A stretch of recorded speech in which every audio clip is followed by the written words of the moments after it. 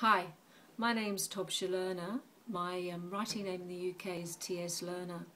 I write three genres.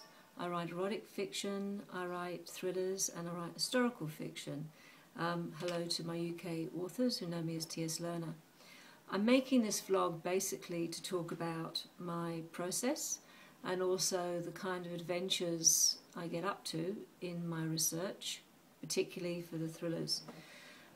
As some of you might or might not know, my storylines are often about ethnic groups in politically intrepid positions, and there's usually a streak of mysticism and a lot of historical fact that's woven through the fiction. The last one, The Map, was about the Basque people and set in 1953 with an American protagonist, August Winthrop, who'd fought in the Spanish Civil War and is compelled to go back into Franco Spain in 53 to take back a mysterious chronicle that belonged to the Basque family originally.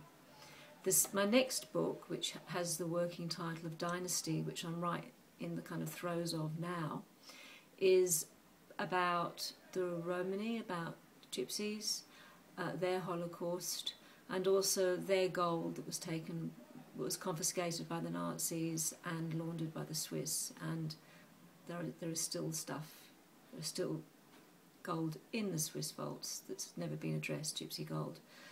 My new book is also about ethnic identity, which is another big thing for me that features both in the historical fiction as well as the thrillers, and in a strange way sometimes in the erotica.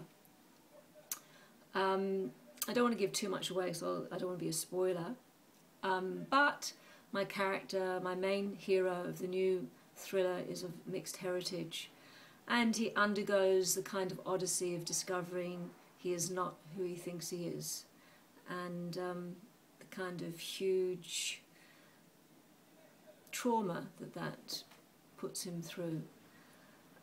Funnily enough, I've found often with my research that there's a kind of strange synchronicity of fact. I'm sure any writers out there that are watching this would relate, or just simply lay people that are interested in writing.